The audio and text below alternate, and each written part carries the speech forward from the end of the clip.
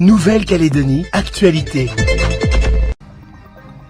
Premier jour de grève générale illimitée de la fonction publique. Les représentants de l'intersyndicale se mobilisaient pour la revalorisation du point d'indice de 3,5%.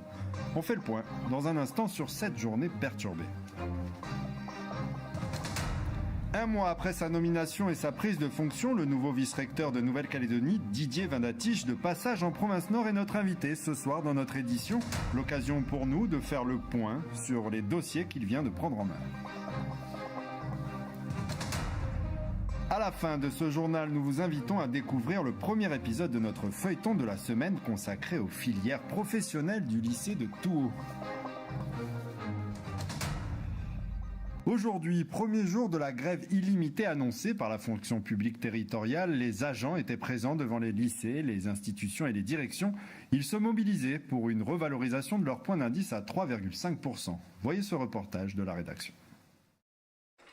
Début d'une grève illimitée de la fonction publique territoriale dans tout le pays. Les agents réclament une revalorisation du point d'indice à 3,5%. Ce point sert à calculer leur salaire. Ça fait quelques temps qu'on demande la revalorisation du point des fonctionnaires. Depuis 2017, il n'y a eu plus rien, aussi bien pour les salariés que pour nos retraités. Il ne faut pas oublier, en soi, on a une mauvaise image des fonctionnaires où on dit que les gens sont surpayés. Il y a des très petits salaires dans la fonction publique, parce qu'il y a les fonctionnaires, il y a aussi ce qu'on appelle les ACDP, les agents contractuels de droit public, avec des grilles qui commencent pour certains à 170 000. Bon, ça, c'est pour tous ces gens-là qu'on se bat, et aussi pour les retraités qui sont en ce moment dans une difficulté, parce qu'il y a des familles qui sont vraiment... c'est dur pour visionner les deux bouts. Voilà. Une hausse de 3,5% représenterait par exemple une augmentation de 65 000 francs par an pour un agent d'accueil en début de carrière. Une revalorisation nécessaire au vu de l'inflation. Les prix de l'alimentation ont progressé de 7,9% depuis l'année dernière d'après l'ISEE. Aujourd'hui, on réclame une revalorisation parce que l'inflation a énormément augmenté. Dans le privé, il y a eu des accords de branche, il y a eu des négociations annuelles qui se font, alors que nous, dans le public, rien depuis 2017. Cette revalorisation du point d'indice a été actée pour les agents d'État en juillet 2022. Les fonctionnaires territoriaux de Nouvelle-Calédonie en sont à leur 3e manifestation pour que le gouvernement aligne leur point d'indice sur ceux de la métropole. On fait le même travail pour ceux qui sont cadres État et ceux qui sont cadres territoriaux et ils n'ont pas les mêmes salaires. Donc si on a gain de cause, eh bien, on aura une augmentation de salaire, je pense à peu près de 60 000 en plus sur le salaire. Les représentants de l'intersyndicale n'ont pas réussi à trouver un accord avec le gouvernement ce matin. Cet après-midi, ils se sont rendus au Congrès où une commission sur la fonction publique se tenait. Ils ont évoqué des pistes de travail. Ils sont restés assez évasifs sur les propositions concrètes qu'ils ont fait, comme c'est encore en cours de discussion. Je pense qu'ils ne voulaient pas non plus avancer sur le contenu vraiment précis. Donc il y a un groupe de travail qui est mis en place et donc nous au Congrès on va suivre ça avec attention et reconvoquer la commission si besoin pour suivre l'état des travaux. La grève se maintient demain où les représentants de l'intersyndicale rencontreront de nouveau les institutions. À noter qu'à l'issue du congrès, l'intersyndicale a rencontré le président du gouvernement, Louis Mapou, dans l'après-midi. À Ouégoua, une marche blanche s'est déroulée ce matin pour dénoncer les violences contre les femmes. Elle était organisée à l'initiative de la famille de Diana Danguini, cette mère de famille retrouvée morte par arme à feu le 23 mai dernier. Les précisions de Natacha Ogui. Vêtus de blanc, ils étaient là pour se souvenir de Diana Danguini, cette jeune femme retrouvée morte dans le coffre d'une voiture le 23 mai dernier. Ils sont venus du village de Ouégoua, des tribus et aussi du village voisin et même de Nouméa pour participer à cette marche. Et c'est dans un silence total qu'ils ont fait le trajet jusqu'à la mairie. Alors aujourd'hui, c'est le lundi 3 juillet, c'est la date qui a été choisie par notre famille pour organiser une marche à la mémoire de notre fille, Diana Danguini. Et nous avons fait appel aux personnes qui souhaiteraient marcher avec nous. Aux personnes qui sont sensibles aux problèmes des violences faites aux femmes, mais aussi au féminicide.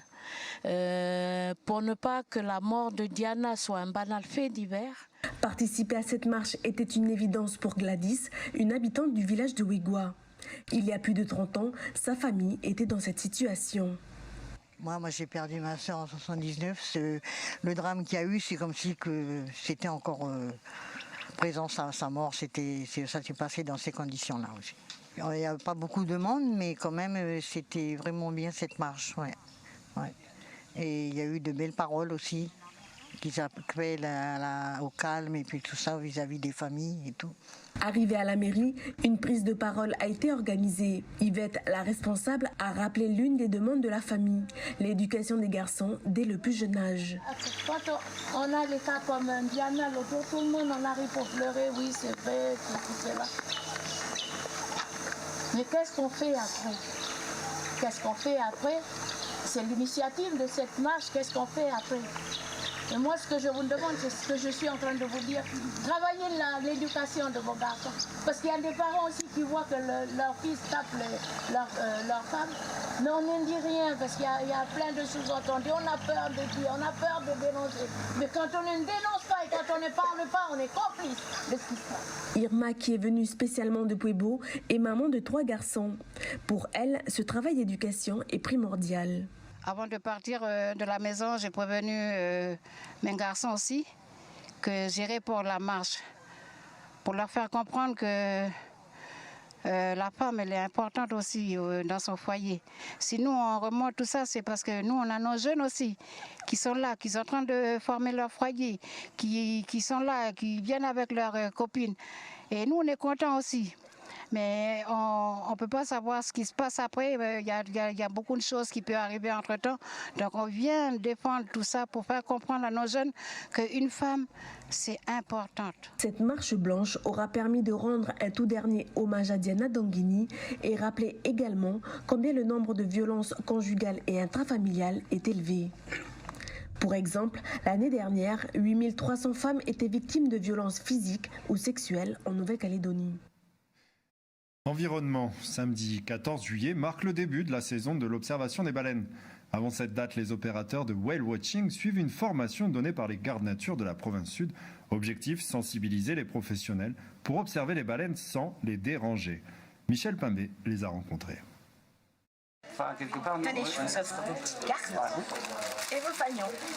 Gilles, gérant d'un charter depuis 10 ans, fait partie des 26 opérateurs touristiques présents.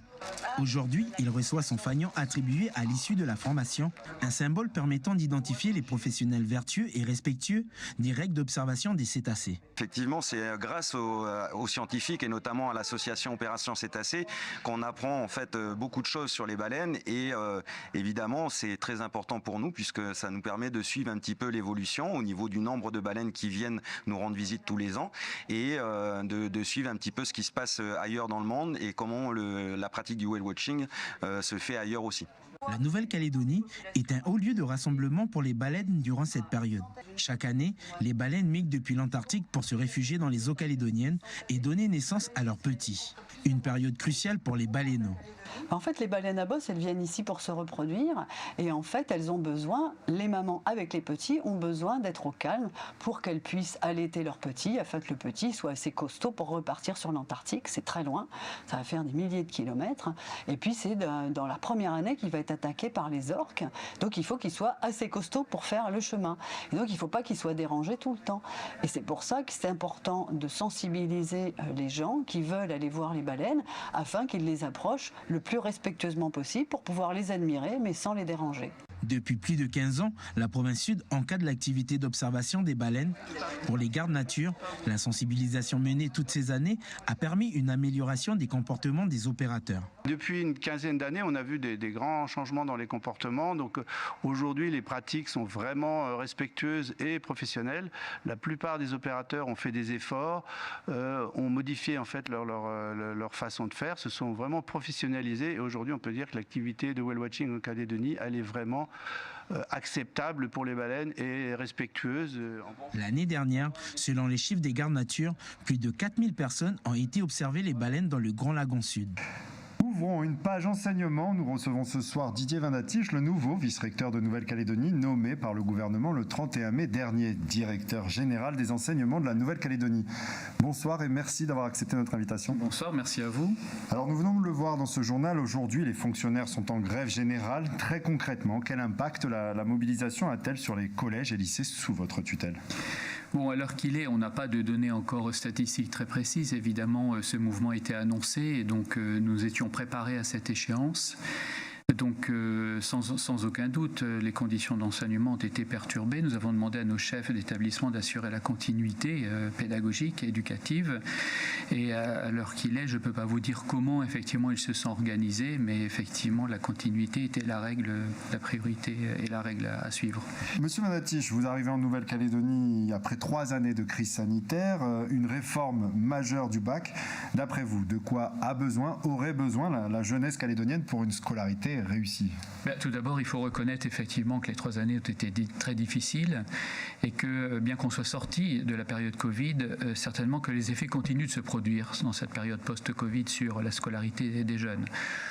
Donc ce dont ils ont besoin, je pense, c'est d'être d'abord bien écoutés pour bien comprendre quels sont leurs nouveaux besoins dans cette période post-Covid, et qui sont des besoins de scolarité, mais peut-être des besoins d'aide et d'accompagnement nouveaux auxquels on n'avait pas pensé avant et qui mériteraient d'être examinés de près pour qu'ils réussissent encore mieux leur retour à la normale, je dirais, et leur scolarité correcte.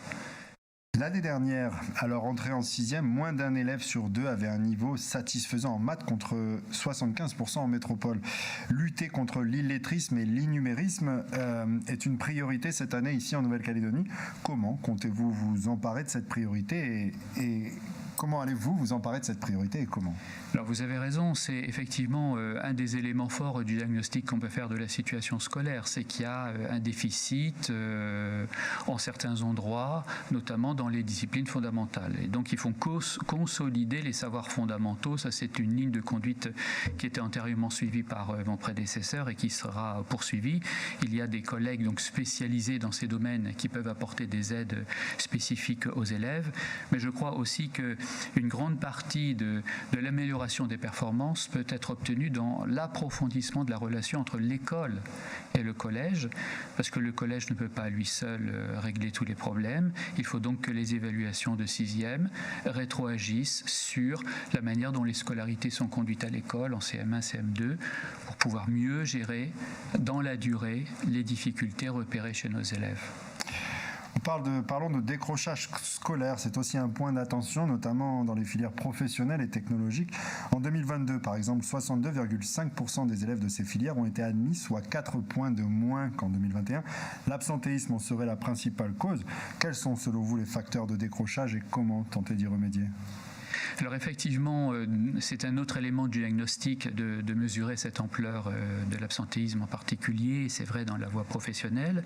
Je crois qu'il y a une politique résolue de lutte contre le décrochage et de prévention du décrochage qui a été lancé par mon prédécesseur, qui commence à produire ses effets par la mise en place de structures adaptées dès le collège, mais également en lycée.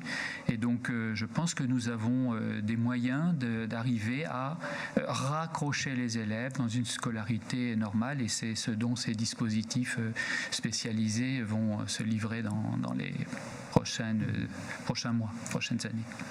Didier Vindatiche, vous avez été professeur agrégé en sciences économiques et sociales, puis vous êtes devenu inspecteur pédagogique et vous avez participé pendant 3 ans à la rédaction d'un cadre méthodologique d'évaluation des établissements scolaires.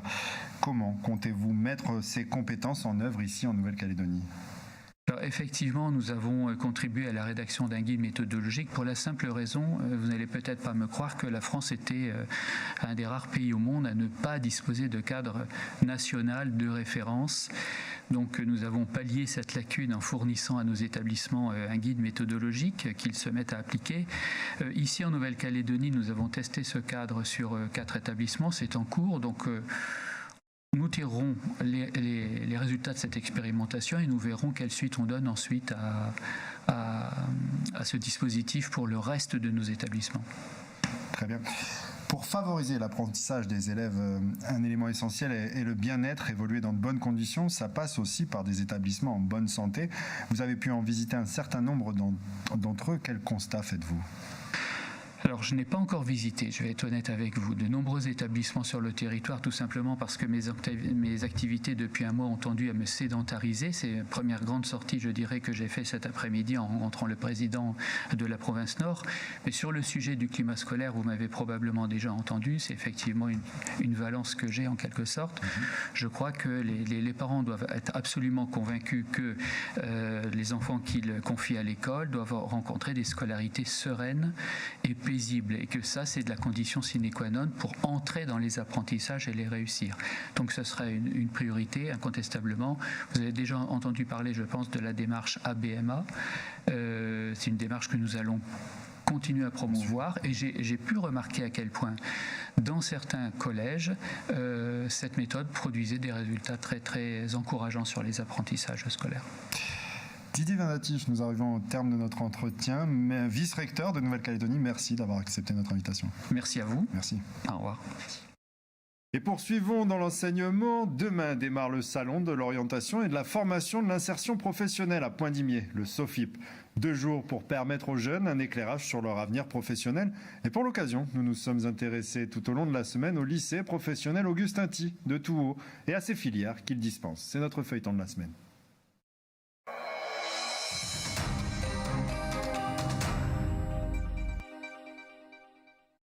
Et pour ce premier épisode, direction les cuisines du restaurant d'application du lycée où les élèves sont en plein travaux pratiques. Leur mission, préparer le repas pour 15 clients. Tout l'après-midi, les équipes vont mettre en œuvre les techniques étudiées en cours. Cette formation permet notamment aux jeunes de découvrir la cuisine du monde, par exemple, comme Anna nous l'explique dans ce reportage de Aurélie Chiron. De carottes, donc on va les couper en lamelles fines. On va les frire à une température de 140 et ensuite on va les faire sécher au four. Et on les salera au dernier moment. Dans l'assiette, ça va donner du volume et du craquant. Après les directives du professeur, Anaëlle se lance en cuisine. Ce soir, elle est secondée par Gianni qui a le rôle de commis et elle de chef. Ensemble, ils vont préparer le plat principal qui sera servi aux clients. Enfin, oui, j'aime bien la cuisine parce que on découvre plein de plats. Et puis ça nous fait voyager aussi, comme il y a plusieurs façons de faire des plats aussi. Il faut savoir une chose, que quand on le sort du feu, il continue à cuire et à colorer. Le restaurant d'application du lycée de Touhaut permet aux élèves de la seconde à la terminale de mettre en pratique leur formation. Des menus élaborés à l'avance avec leurs professeurs. Voilà, avant chaque TP, chaque travaux pratique, les élèves ont un travail à faire personnel. Alors ce sont les fiches techniques qui doivent inscrire sur une fiche les ingrédients, les poids et la technique, la façon de faire. Alors ils ont tous les plats. Aujourd'hui, ils ont un plat principal, 2 garnitures et un dessert. Donc, Au même moment, dans la salle voisine, les apprentis serveurs s'affairent à la mise en place. 15 clients ont réservé pour manger. Léana et ses camarades de Bac Pro Service ont plusieurs missions. De servir les clients, faire les cocktails. Après, on a quelques petits entrées des fois à préparer devant les clients ou des desserts à préparer devant les clients. On est d'accord que pour décorer une assiette, il faut essayer qu'il y ait du volume dans l'assiette, il faut harmoniser les couleurs. Le restaurant d'application est un véritable outil pédagogique. Il y a naturellement toute la connaissance du bar, des cocktails et également la connaissance des vins, le service des vins, aussi l'argumentaire de vente, parce que c'est pas tout seulement de citer le nom du menu, il faut savoir ce qu'il y a dedans et en même temps intégrer du vocabulaire qui va donner envie aux clients de prendre le plat proposé. Table 2. 2 terrines campagnards, 2 escalopes de perroquet et 2 tartes feuilletées. Le menu entrée, plat, dessert pour environ 4 000 francs fait plaisir. C'est le seul restaurant de Touhaut. Donc en fait, si on veut faire une petite sortie entre collègues ou avec des amis, on réserve au restaurant d'application du lycée. Si les avantages pour les élèves sont nombreux, néanmoins les horaires restent difficiles. Pour ces terminales levées depuis 5 heures ce matin, le retour Outremernews.fr, le site de l'actualité Outre-mer, 24 heures sur 24 et 7 jours sur 7. Retrouvez la chaîne Outremer News sur YouTube.